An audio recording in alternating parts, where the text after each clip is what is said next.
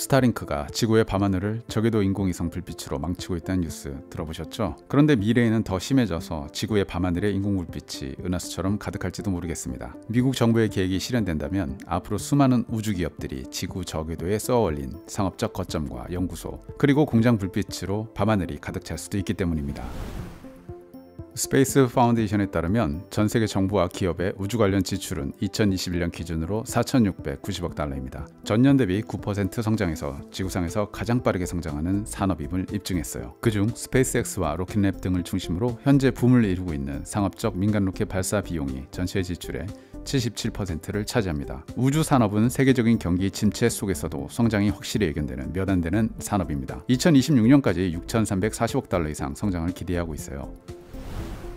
우주 산업은 어느 나라건 나사와 같은 정부 기관의 일이었고 국력의 상징이자 국제 교류와 협력의 장이 되어 왔습니다. 그 상징물이 바로 국제 우주 정거장 ISS입니다. ISS 국제 우주 정거장은 1998년 건설이 시작된 이후 전 세계 우주 비행사들이 오가며 평화적 우주 개발의 상징과 같은 곳이 되었습니다. 냉전 종식과 함께 그 전까지 경쟁 관계였던 러시아와 미국이 중심이 되어 전 세계 우주과학 기술이 총동원된 기념비적인 공간입니다. ISS 모듈의 핵심적인 부분은 러시아가 제공하고 미국 스페이스 셔틀이 33회 지구를 오가며 물류와 운송을 담당했어요.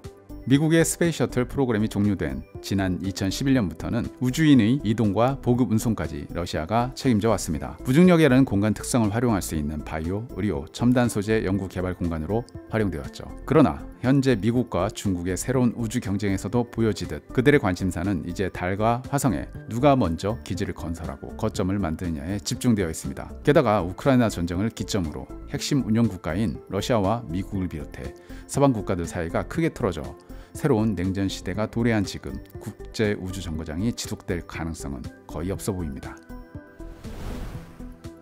지금의 우주 산업은 통계가 보여주듯 민간 기업의 역할이 급속히 커지고 있어요. 개발의 중심이 되고 있는 지구 저궤도는 고도 2,000km 아래의 궤도인데요. 운송과 통신 그리고 관측이 아주 유리한 영역입니다. 저궤도에 초고속 인터넷 위성망을 구축하고 있는 스페이스X조차 미국 정부의 큰 그림에 비하면 일부에 지나지 않습니다. 스타링크 위성 때문에 안 그래도 지구 궤도가 복잡해졌는데 앞으로는 더 혼잡하게 붐빌 예정이에요. 미국은 상업적 저궤도 경제라는 용어를 도입하며 지구 저궤도를 새로운 시장이자 영토로 간주하고 민간 사업자들의 진입을 환영하고 있습니다. 이제 미국은 나사를 중심으로 정부 차원에서 스페이스 스테이션 우주 정거장을 건설할 계획이 없습니다. 대신 민간 기업들이 직접 우주의 상업적 목적으로 일종의 거점을 건설하게 할 계획입니다. CLD (Commercial Low Earth Orbit Destination) 우리말로는 상업적 저궤도 도착지 또는 거점이라고 부를 수 있는 플랫폼을 세웁니다. 이름에서부터 작심한 듯 자본주의 냄새가 넘치는데요. 지구와 우주 상업 활동을 연결하는 정거장 역할을 하는 공간을 만드는 것이죠. 러시아와 중국 역시 이제 각자의 방식으로 우주 거점을 만들게 됩니다. 태평양 한가운데 떠있는 항공모함이 미국의 영토로 간주되듯이 이제 CLD가 우주로 열린 미국 영토라고 주장할 시대가 올 것이 뻔한데요. 평화의 우주 시대가 끝나고 각자 도생과 경쟁의 시대가 오고 있는 것 같아 안타깝습니다. 스페이스X뿐만이 아니라 지구 궤도를 상업적으로 활용하려는 많은 민간 우주 기업들이 현재 활동하고 있고 지금 이 순간에도 새롭게 탄생하고 있어요. 미국에는 자본주의가 낳은 세계 최대의 우주 기업들이 있잖아요. 로키드 마틴, 보잉, 노스롭 그루먼과 같은 역사와 전통을 가진 미국의 항공 로켓 기업들과 더불어 블루 오리진, 시에라 스페이스, 악시움 스페이스 같은 새롭게 등장한 회사들까지 라인업도 다양합니다.